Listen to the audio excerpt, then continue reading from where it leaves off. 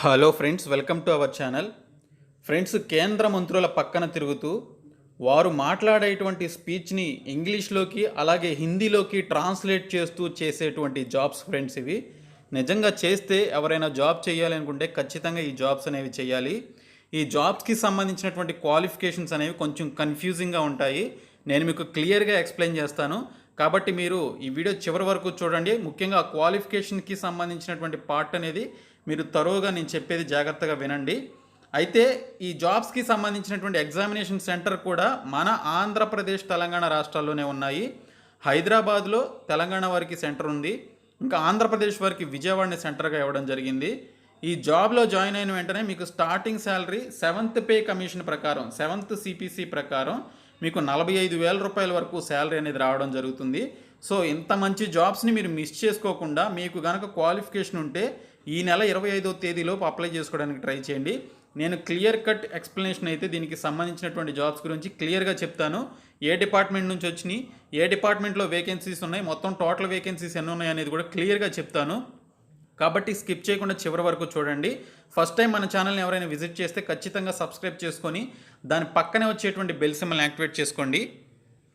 Friends, మనకి ఈ notifications అనేవి స్టాఫ్ సెలక్షన్ కమిషన్ నుంచి release అయ్యాయన్నమాట.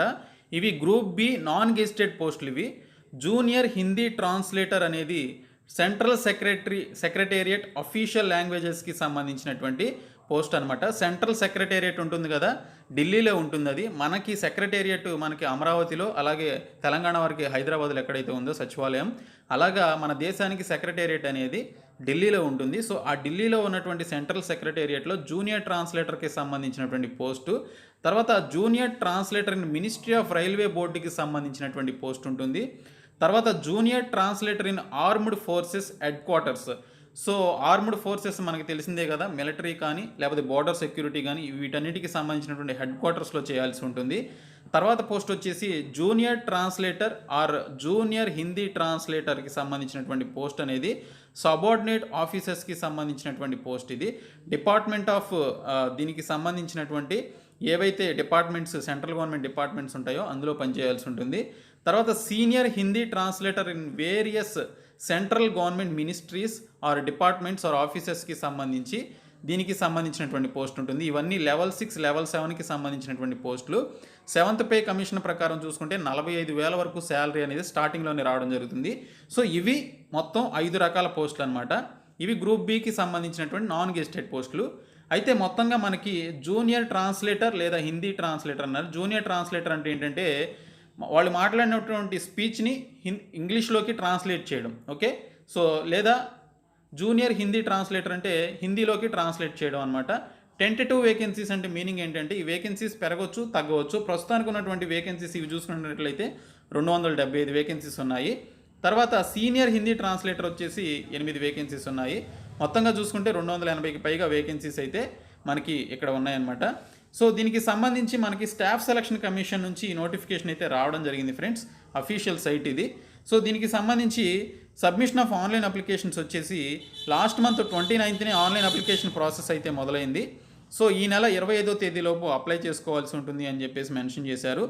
Date of computer based examination paper 1 వచ్చేసి మనకు అక్టోబర్ 6వ తేదీన ఉంటుంది అని చెప్పేసి మెన్షన్ చేశారు. తర్వాత date of paper 2 descriptive paper వచ్చేసి 2021 జనవరి 31 ఉంటుంది అని చెప్పేసి డేట్ అనేది మెన్షన్ చేయడం జరిగింది.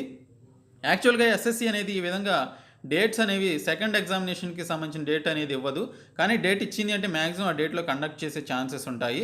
సో పేపర్ 1 పేపర్ 2గా 2 పేపర్స్ ఉంటాయి. సిలబస్ ఏంటో కూడా చెప్తాను. సో ఇవి డేట్స్, ఎగ్జామ్కి సంబంధించినటువంటి డేట్స్. నేను క్వాలిఫికేషన్కి సంబంధించి జాగ్రత్తగా చూడమని చెప్పాను కదా. సో ఇక్కడ మీరు ఒకటి గమనించండి. మొత్తం మనకి ఏ నుంచి ఈ వరకు 5 రకాల పోస్టులు ఉన్నాయి. అందులో ఏ నుంచి డి వరకు ఉన్నటువంటి ఈ కోడ్ ఉన్నటువంటి పోస్టులు ఏవైతే ఉన్నాయో వాటికి కావాల్సినటువంటి అర్హతలు ఒకసారి చూడండి. ఇక్కడ చూసుకున్నట్లయితే masters degree of a recognized university in Hindi with English as compulsory or elective subjects అని చెప్పేసి ఇచ్చారు. మీరు పీజీ అనేది చేసినప్పుడు అందులో హిందీ అలాగే విత్ ఇంగ్లీష్ యాజ్ కంపల్సరీ సబ్జెక్ట్స్గా మీకు ఉండాలి అని చెప్పేసి మెన్షన్ చేశారు.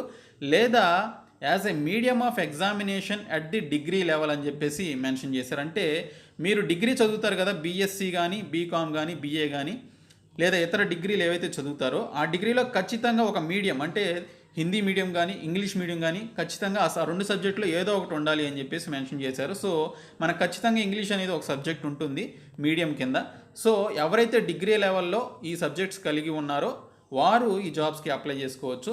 లేదా ఈ క్వాలిఫికేషన్ లేకపోతే లేదా అని చెప్పేసి masters degree of a recognized university in English with Hindi as compulsory. Okay, మీరు మాస్టర్స్ డిగ్రీ అనేది ఇంగ్లీష్లో చదివి ఆ ఇంగ్లీష్లో చదివినప్పుడు హిందీ అనే సబ్జెక్ట్ ఒక కంపల్సరీగా ఉన్నట్లయితే అప్లై చేసుకోవచ్చు. సో ఫస్ట్ వన్ వచ్చేసి మీరు మాస్టర్స్ డిగ్రీ అనేది హిందీ మీడియంలో చదివి, అంటే మీ సబ్జెక్ట్స్ అన్నీ హిందీలో ఉంటాయి, ఒకే ఒక సబ్జెక్ట్ మాత్రం ఇంగ్లీష్లో ఉంటుంది, ఇంగ్లీష్ లాంగ్వేజ్కి సంబంధించి, అది ఉంటే అప్లై చేసుకోవచ్చు. లేదా మీరు చదివినటువంటి మాస్టర్స్ డిగ్రీ ఇంగ్లీష్లో ఉండి హిందీ అనేది ఒక కంపల్సరీ సబ్జెక్ట్గా ఉన్నట్లయితే అప్లై చేసుకోవచ్చు. అది కాకుండా as a medium of examination at the degree level. So English కానీ హిందీ కానీ as a medium of examinations కనుక మీకు ఉన్నట్లయితే, అంటే ఇంగ్లీష్ మీడియంకి సంబంధించినటువంటి లాంగ్వేజ్ సబ్జెక్ట్ కానీ హిందీకి సంబంధించినటువంటి లాంగ్వేజ్ సబ్జెక్ట్ కానీ మీ యొక్క డిగ్రీ లెవెల్లో ఉన్నట్లయితే అప్లై చేసుకోవచ్చు. లేదా ఓకే, ఈ రెండు లేవనుకుందాం, ఈ రెండు క్వాలిఫికేషన్స్ లేవనుకున్నాం, మూడోది చూద్దాం. Masters degree of a recognized university in any subject other than Hindi or English. Okay, masters degree అనేది హిందీలో కానీ ఇంగ్లీష్లో కానీ మీరు కనుక కంప్లీట్ చేస్తే అప్లై చేసుకోవచ్చు. సో హిందీ లేదు ఇంగ్లీష్ లేదు అనుకుందాం మీరు చదివినటువంటి మాస్టర్స్ డిగ్రీలో, అయినా అప్లై చేసుకోవచ్చు. With Hindi medium and English as compulsory subject అని చెప్పేసి ఇచ్చారు. సో మీరు చదివినటువంటి మాస్టర్స్ డిగ్రీ అనేది హిందీ మీడియంలో అయి ఉండి హిందీ సబ్జెక్ట్ కానీ ఇంగ్లీష్ సబ్జెక్ట్ కానీ లేకపోతే మీరు అప్లై చేసుకోవచ్చు. లేదా as a medium of examination at the degree level, same అదే రొటీన్ స్టోరీ అనమాట. సో ఇక్కడ ఏదైతే ఇచ్చాడో ప్రతి దానిలో అదే ఉంటుంది. డిగ్రీ లెవెల్లో కనుక మీకు ఈ సబ్జెక్ట్స్ ఒక మీడియం కింద ఉన్నట్లయితే అప్లై చేసుకోవచ్చు. లేదా తర్వాత నాలుగోది కనుక చూసుకున్నట్లయితే, నాలుగోది ఇది masters degree of a recognized university in any subject other than Hindi or English అని చెప్పేసి ఇచ్చాడు. విత్ ఇంగ్లీష్ మీడియం అని చెప్పేసి ఇక్కడ మనకి ఇవ్వడం జరిగింది. సో మీరు చదివినటువంటి మాస్టర్స్ డిగ్రీ అనేది ఇంగ్లీష్ మీడియంలో ఉండి అదర్ దాన్ హిందీ ఆర్ ఇంగ్లీష్లో ఉండి సబ్జెక్ట్స్ అనేవి లేకుండా ఇంగ్లీష్ మీడియంలో ఉంటే అప్లై చేసుకోవచ్చు. లేదా దీనికి సంబంధించినటువంటి medium of examination at the degree లెవెల్లో ఉన్నట్లయితే అప్లై చేసుకోవచ్చు. లేదా అని చెప్పేసి ఇంకో క్వాలిఫికేషన్ ఇచ్చారు, masters degree of a recognized university in any subject other than Hindi or English అని చెప్పేసి ఇచ్చారు. లేదా మీరు చదివినటువంటి ఈ యొక్క ఏదైతే elective subjects either of the two as medium of examination other as compulsory or elective subject at degree level అని చెప్పేసి ఇవ్వడం జరిగింది. సేమ్ అదే.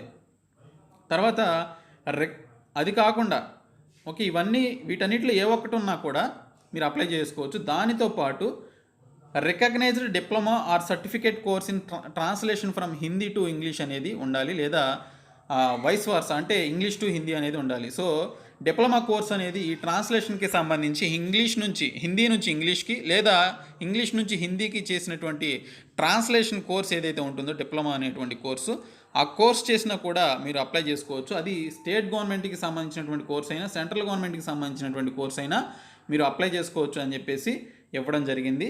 అవి ఏ నుంచి డి వరకు ఉన్నటువంటి పోస్టులకి సంబంధించినటువంటి కోర్సు.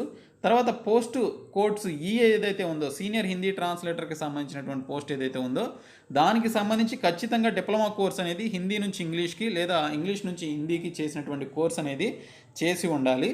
అలాగే దీనితో పాటు మాస్టర్స్ డిగ్రీ అనేది ఖచ్చితంగా నేను ఇందాక ఏదైతే చెప్పానో అవే ఉన్నాయి ఇక్కడ కూడాను. సో ఈ క్వాలిఫికేషన్స్ ఉండాలి ఫ్రెండ్స్. ఈ క్వాలిఫికేషన్స్ ఉంటే ఈ జాబ్స్కి అప్లై చేసుకోండి. తర్వాత ఏజ్ లిమిట్ వచ్చేసి ఓసీ క్యాండిడేట్స్కి 18 నుంచి 30 సంవత్సరాలకు ఇచ్చారు. ఇంకా ఎస్సీ ఎస్టీ వాళ్ళకి 5 సంవత్సరాలు ఏజ్ రిలాక్సేషన్ ఇచ్చారు. అంటే వీళ్ళకి 35 సంవత్సరాల వయసు ఉన్నా కూడా ఈ జాబ్స్కి అప్లై చేసుకోవచ్చు. తర్వాత ఓబీసీ వాళ్ళకి 3 సంవత్సరాలు ఇస్తారు. సో వీళ్ళకి 33 సంవత్సరాల వయసు ఉన్నా కూడా ఈ జాబ్స్కి అప్లై చేసుకోవచ్చు. ఇంకా పీడబ్ల్యూడీ క్యాండిడేట్స్, ఉమెన్ క్యాండిడేట్స్ కూడా వీటికి అప్లై చేసుకోవచ్చు. తర్వాత ఇక్కడ చూసుకున్నట్లయితే మీరు ఎలా అప్లై చేసుకోవాలి అంటే www.ssc.nic.in అనే ఈ యొక్క వెబ్సైట్లోనికి వెళ్ళి అప్లై చేసుకోవాల్సి ఉంటుంది అని చెప్పేసి మెన్షన్ చేశారు. ఈ నెల 25వ తేదీలోపు మీరు అప్లై చేసుకోవాల్సి ఉంటుంది. ఇక్కడ చూసుకున్నట్లయితే అప్లికేషన్ ఫీజు అనేది మనకి ఇక్కడ 100 రూపాయలుగా ఇవ్వడం జరిగింది. ఎస్సీ ఎస్టీ వాళ్ళకి, మిగిలినటువంటి పీడబ్ల్యూడీ ఎక్స్ సర్వీస్ మెన్కి దీనికి సంబంధించినటువంటి అప్లికేషన్ ఫీజు నుండి ఎగ్జామ్షన్ అయితే ఇవ్వడం జరిగింది. ఎగ్జామినేషన్ సెంటర్స్ చెప్పాను కదా, హైదరాబాద్లో, విజయవాడలో ఎగ్జామినేషన్ సెంటర్స్ ఉన్నాయి. మనది సౌత్ రీజియన్ కింద రావడం జరుగుతుంది. సౌత్ రీజియన్ హెడ్ ఆఫీస్ వచ్చేసి మనకి చెన్నైలో ఉంది.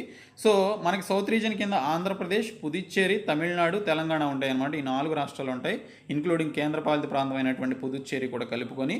సో మనకి సెంటర్స్ వచ్చేసి హైదరాబాద్ ఉంది తెలంగాణ వాళ్ళకి, విజయవాడ వచ్చేసి మన ఆంధ్రప్రదేశ్ వాళ్ళకు ఉంది. మీ లక్కు బాగోపోతే చెన్నై కూడా ఇవ్వచ్చు సెంటర్ అనేది. తర్వాత ఇక్కడ చూసుకున్నట్లయితే స్కీమ్ ఆఫ్ ఎగ్జామినేషన్ వచ్చేసి మనకి పేపర్ 1, పేపర్ 2 కింద ఉంటుంది. పేపర్ 1 వచ్చేసి అక్టోబర్ 6వ తేదీన ఉంటుంది. పేపర్ 2 వచ్చేసి 2021 జనవరి 31 ఉంటుంది. ఇది కంప్యూటర్ బేస్డ్ టెస్ట్ అనమాట. పేపర్ 1 వచ్చేసి ఇందులో 2 సబ్జెక్టులు ఉంటాయి, జనరల్ హిందీ అలాగే జనరల్ ఇంగ్లీష్ ఉంటాయి. 100/100 మార్క్స్ ఉంటాయి, అలాగే 100/100 మార్క్స్ అలాగే క్వశ్చన్స్ అనేవి ఇవ్వడం జరుగుతుంది. 2 అవర్స్లో ఎగ్జామినేషన్ కంప్లీట్ చేయాలి. పేపర్ 2 వచ్చేసి డిస్క్రిప్టివ్ టైప్ అనమాట. ఇది ట్రాన్స్లేషన్కి సంబంధించినటువంటి ఎగ్జామ్ ఉంటుంది.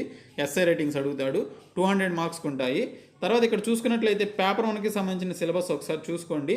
ఇక్కడ చూసుకున్నట్లయితే లిటరేచర్కి సంబంధించి అలాగే కరెక్ట్ యూజ్ ఆఫ్ వర్డ్స్ గురించి, ఫ్రేజెస్ అండ్ ఈడియమ్స్ గురించి, వీటన్నిటి గురించి ఉంటుంది. పేపర్ 2కి సంబంధించి ట్రాన్స్లేషన్కి సంబంధించినటువంటి సిలబస్ ఉంటుందన్నమాట. ఇంగ్లీష్ నుంచి హిందీకి పాసేజ్ ట్రాన్స్లేషన్ ఇవన్నీ అడుగుతాడు. సో ఇక్కడ చూసుకున్నట్లయితే ఇంకా మోడ్ ఆఫ్ సెలక్షన్ వచ్చేసి minimum qualifying marks for both paper 1 paper 2 చూసుకున్నట్లయితే యూఆర్ క్యాండిడేట్స్కి 30% ఆఫ్ మార్క్స్ రావాలి. ఓబీసీ అండ్ ఈడబ్ల్యూఎస్ క్యాండిడేట్స్కి 25%, ఇంకా అదర్స్ ఎస్సీ ఎస్టీ పీడబ్ల్యూడీ క్యాండిడేట్స్కి 20% ఆఫ్ మార్క్స్ అనేవి వచ్చి ఉండాలి అని చెప్పేసి మెన్షన్ చేయడం జరిగింది. సో ఈ విధంగా ఎగ్జామ్కి సంబంధించినటువంటి ప్యాటర్న్, ఎగ్జామ్కి సంబంధించిన క్వాలిఫికేషన్స్, ఎగ్జామినేషన్ సెంటర్స్ ఈ విధంగా ఉంటాయి. ఎవరైతే అర్హత కలిగి ఉన్నారో వారు ఖచ్చితంగా ఈ జాబ్స్ని మిస్ చేసుకోకుండా ఈ యొక్క 283 పోస్టులు ఏవైతే ఉన్నాయో ఈ పోస్టులకు మీరు అప్లై చేసుకోండి ఫ్రెండ్స్. చాలా మంచి జాబ్స్ ఇవి, మంచి శాలరీస్ వచ్చేటువంటి జాబ్స్. ఖచ్చితంగా ఈ జాబ్స్ మీరు కనుక చేస్తే మీరు పక్కన ఎవరైతే ఈ కేంద్ర మంత్రులు ఉంటారో వారి పక్కన తిరుగుతూ ఉంటారు. మీకు నిజంగా సమాజంలో ఒక రెస్పెక్ట్ ఉంటుంది, అట్ ది సేమ్ టైం మీకు ఒక పలుకుబడి కూడా ఉంటుంది. కాబట్టి ఈ జాబ్స్కి అప్లై చేసుకోండి. ఈ వీడియోని మీ ఫ్రెండ్స్కి షేర్ చేయండి, మన ఛానల్ సబ్స్క్రైబ్ చేయండి. Thank you so much guys.